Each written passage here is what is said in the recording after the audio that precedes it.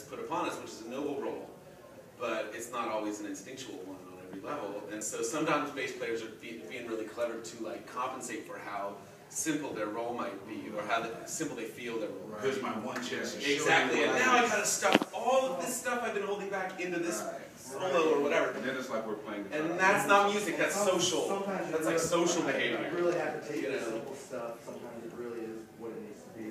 I think real music is more like the way plants behave than the way people behave. You know? It's just you make your smell, and there it is. There's your smell. That's what you smell like. There's that flower. You know? Right. I don't know. Like I see you had some tour dates with your Wooten band, and I know you guys kind of like just started playing shows last year. I think, right? And I saw one of your first performances there in the. It was the tent first. over there. I filmed Crystal playing for Brooklyn. I got a little nice video that you actually featured on your YouTube channel there. I appreciate it. But that was you. It was awesome. And I see you have some more tour dates. But one question I wanted to ask specifically is, what do you like playing? Outdoors at festivals. Like, what's your favorite thing about coming like to summer camp every year and playing out here versus like playing indoor venues? Well, I mean, the vibe, of course, of a festival is fun. But I think a lot of what makes that vibe is I get a chance to see friends and meet new friends. You know, there's people at festivals. I mean, there's people that I live close to and don't get to see until I go to a festival. Right. And that's what we were just talking about, looking at the schedule. It's like, oh man, my friend Carl's playing, Cornell's playing. Oh no, I'm playing at the same time. That's really a real joy, because I live on the road, and when I'm home, I'm in San Francisco. My musician friends, you know, and heroes, you know, they're spread out all over the country. Right. So these kind of events, honestly, it's like a reunion of sorts. Like you just see all your boys. It's the same way on our spectrum as festival goers too. Right. We have our family and friends that come with us every year, and that guy. You end up meeting people. That guy right there, Mike Dillon, greatest vibraphone player on the planet. But I mean, is one more question I wanted to go back to your band that you're playing with, because you have tour dates out right now. And, you know, I mean. When I saw you there with Crystal, is she still touring with you guys? Yeah, that particular band just completed a year, and we're almost done. We're going to Brazil next Wednesday for 2 shows. And then that band there's no more dates booked for that band. I'm not saying it won't happen again, but I love to change things up. Right, and that's why I said you're constantly. So it's going to be changing quite a bit. I plan on doing a lot more work with Crystal. Are you still working with like the Flectones and stuff as well? Yeah, but the Flectones are taking up to 4 years off right now. Wow, that's what I said. I didn't see you and stuff. We're in the midst of a down period, just a well-needed break. So it's giving you some time to be creative and go out and collaborate. Well, it's an essential part of keeping the band together over 20 years. It's an essential ingredient. You nailed it. Yeah. You nailed it. I mean, it's either, I mean, I was in a band for 15 years called Jacob Fred Jazz Odyssey, and we had to do, I mean, you got to. As good as it is, essential. You know, everyone needs their opportunity to go off and be creative in their way. Yeah.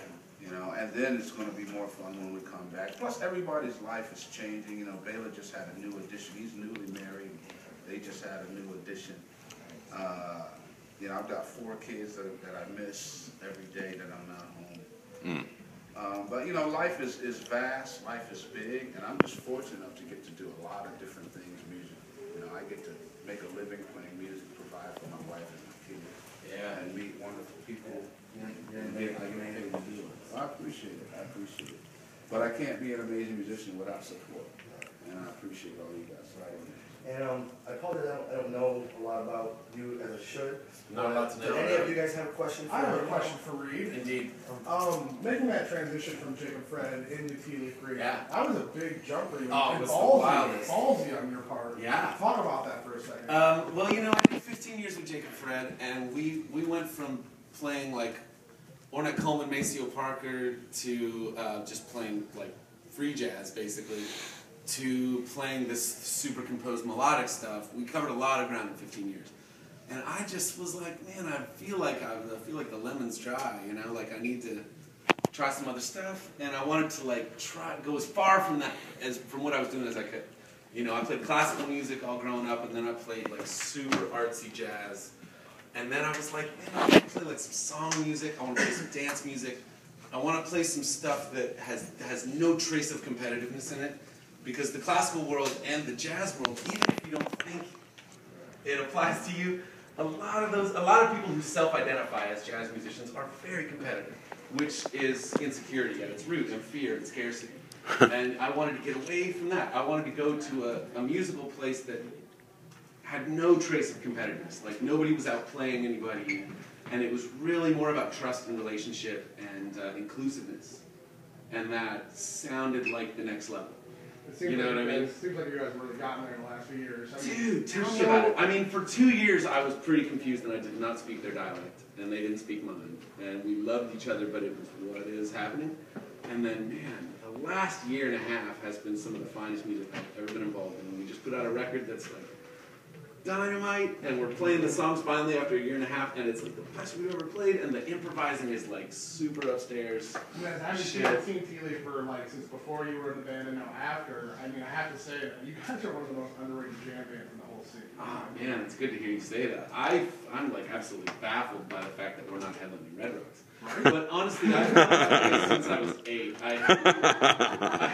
I have a tendency to sort of fall in love with my collaborators and just unconditionally think they're genius, you know, and so I'm always just sort of feeling like, why does nobody think this is as great as I do, you know, because I'm always just like the biggest fan of whatever I'm involved in. And as a sit-in, you're almost one of the most like prolific people that I've ever seen play, just you personally, Reed, because you're like everywhere. Every time I go, one of my favorites. I don't turn down work. Right. My answer is yes. One of my favorite side projects that you did was in 2006 with the Big Easy Blowout with you, Paige, Russell Mathis. Ah, yeah. And, that was good. Absolutely amazing. That was good. You know what's even better is Paige McConnell's new record, which I played bass on. Have you guys heard that? Yeah. Holy good job. Crap, he blew my mind. I thought we were going to play like some stuff that would sound like maybe a little bit like Fish or something. I showed up, he was all instrumental, and it was all this piano stuff like so slow, like 50 beats per minute. No solo, you know. And Keith Jarrett's son's playing drums. Man, that record is sick, and I feel like nobody's even talking about it hardly because it's so not Fish. Right. You know? It's like soundtrack music. It's, oh my God. And playing that slowly, we made it at the barn in Vermont. Playing that slowly is so suspenseful because if no one's marking the time, like subdividing the time, and you're just pulsing half notes, and you're really on the edge of your seat when the note's gonna fall, and it was just thrilling, like boom, you know. Oh my God, I love playing like that. Wow. Paige is a hit, man. People don't even know. I really, really appreciate people you guys. Yeah. It truly is one of the cool experiences of my life, to be honest. Thanks, Eric. I definitely will check you guys out and I'll check you out more. Ah, nice. Well, I'm playing today at 3. Is it possible I could get a picture with both? Well, I don't know after all of that. Nice. The camera's not turned on. Right.